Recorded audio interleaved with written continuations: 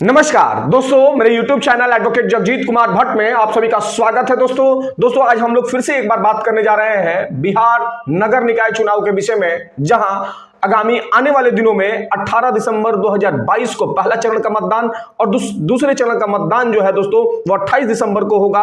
अब इलेक्शन होना तय हो गया है दोस्तों, अब इलेक्शन होना तय हो गया है और ये जो इलेक्शंस होंगे पूर्व के नामांकन एवं चुनाव चिन्ह पर ही होंगे, पूर्व के नामांकन एवं चुनाव चिन्ह पर ही होंगे। यानी कि जो भी प्रत्याशी पूर्व में नामांकन किया गया था प्रत्याशियों के द्वारा, उनका बरकरार रहेगा। एवं बिहार स्टेट इलेक्शन कमीशन ने जो मोस्ट ऑफ द कैंडिडेट्स को सिंबल यानी चुनाव चिन्ह निर्गत किए थे, उनके ही आधार पर ये इलेक्शंस होंगे।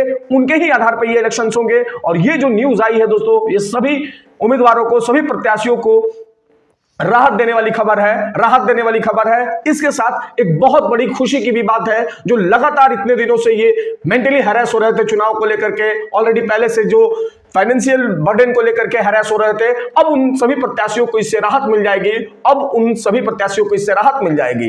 दोस्तों वहीं दूसरी ओर अगर honourable Supreme court of India के द्वारा जो डेडिकेशन कमीशन बिहार सरकार के द्वारा बनाई गई थी, उसको लेकर के 28/11/2022 को सुप्रीम कोर्ट ने स्पष्ट तौर पर कह दिया कि जो बिहार नगर निकाय चुनाव को लेकर के जिस एबीसी जो आरक्षण दिया गया था ओबीसी को, और उस ओबीसी को पॉलिटिकल बैकवर्डनेस का पता लगाने के लिए बिहार सरकार के द्वारा जिस एबीसी कमीशन की स्थापना की गई थी बिहार सरकार के द्वारा, सुप्रीम कोर्ट ने उसे अधिसूचित करने से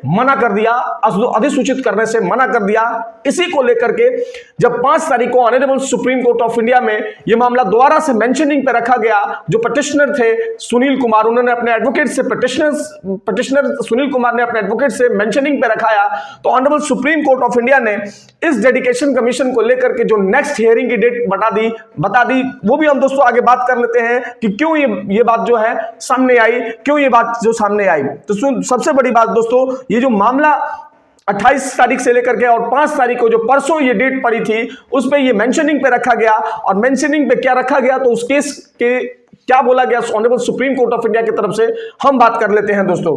तो सबसे पहले केस का नाम है Sunil Kumar versus state of Bihar and others, dated 5/12/2022। This petition was mentioned today.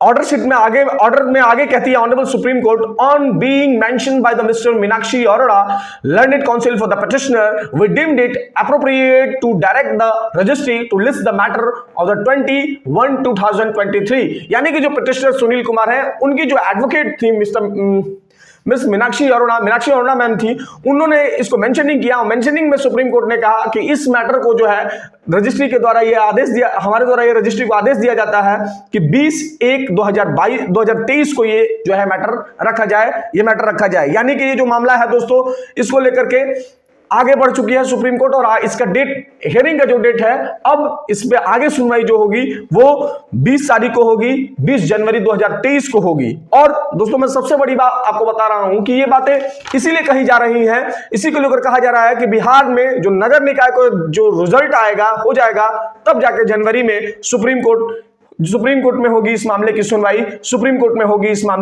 निश्चित तौर पर दोस्तों ये बात भी सही है और समझने की जरूरत है। दोस्तों एक बात मैं आप सभी को बताना चाहूंगा कि इस बात को समझने की जरूरत है हम लोगों को कि जो भी इलेक्शंस कराने हैं बिहार स्टेट इलेक्शन कमीशन को या बिहार सरकार को, वो उसका एक अपनी समस्या है। चुनाव कराना उसकी एक अपनी समस्या है। वो चुनाव करवाएगी, संवैधानिक तरीके से चलाएगी, असंवैधानिक तरीके से करवाएगी, ये उसका अपना मानना है।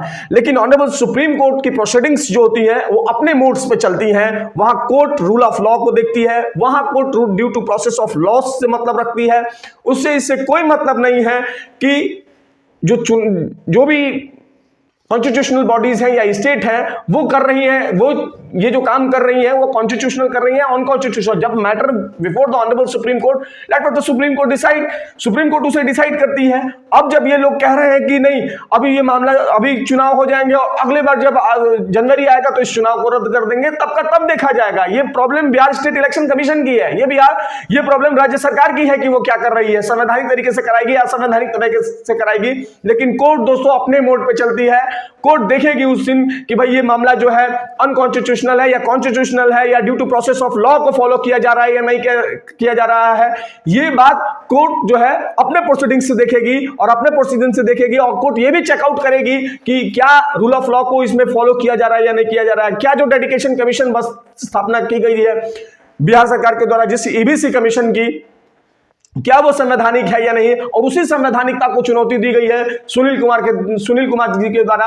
तो ये अब 20 जनवरी को तय होगा कि क्या होगा। लेकिन उससे पहले दोस्तों मैं आप सभी को बता रहा हूं कि कोर्ट जो भी अगर कॉन्स्टिट्यूशनल अनकॉन्स्टिट्यूशनल करती हैं बॉडीज या स्टेट्स या कोई भी कॉन्स्टिट्यूशनल अथॉरिटीज, तो सुप्रीम कोर्ट जो है अपने ताकत का एहसास जो है दोस्तों बहुत बढ़िया से कराती है, बहुत बढ़िया से कराती है।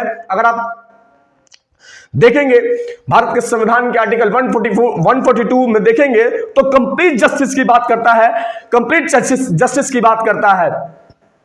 अगर भारत के संविधान के आर्टिकल 142 को मैं पढ़ के आपको सुनाऊं तो उसमें साफ तौर पे कहा जाता है, लिखा गया है कि enforcement of decrees and orders by the supreme Court and order as to be discovery, यानी कि order judgement will be final and complete justice in only.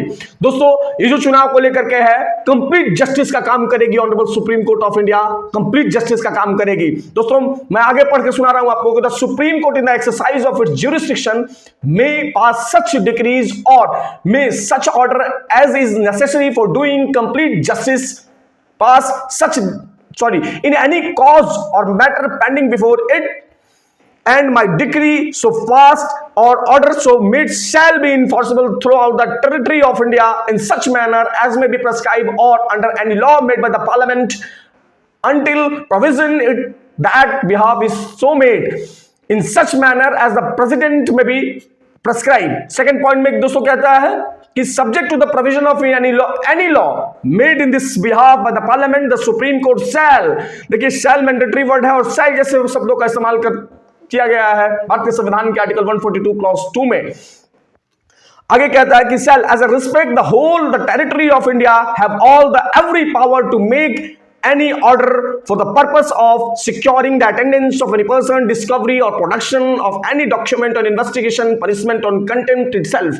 यानी कि दोस्तों अगर भारत के संविधान के आर्टिकल 142 को आप पढ़ेंगे तो सुप्रीम कोर्ट ऑफ इंडिया जो है कंप्लीट जस्टिस का काम करती है, कंप्लीट जस्टिस का काम करती है। कुछ लोग ये कह रहे हैं कि नहीं अब चुनाव के बाद ऐसे होगा, तो we hear the supreme Court है यहाँ पे और सुप्रीम कोर्ट कंप्लीट जस्टिस का काम करेगी इस मैटर में करने के लिए, कंप्लीट जस्टिस का काम करेगी।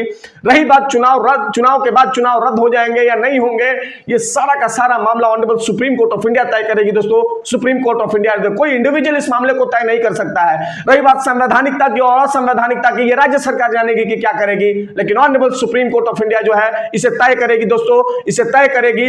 और वो बात का बात है, लेकिन अभी चुनाव होंगे दोस्तों, एक जो बहुत बड़ी खुशी की बात है लोगों के लिए। और रही बात संवैधानिकता की, असंवैधानिकता की, let Supreme Court decide that, Supreme Court decide that. आप क्या मानते हैं दोस्तों कि ये जो चुनाव होने जा रहे हैं क्या संवैधानिक है या असंवैधानिक है? अपने कमेंट बॉक्स में राय जरूर दें। देखते रहे मेरा यूट्यूब चैनल दोस्तों, शेयर करें, सब्सक्राइब करें, लाइक करें मेरे यूट्यूब चैनल को दोस्तों। धन्यवाद दोस्तों, धन्यवाद।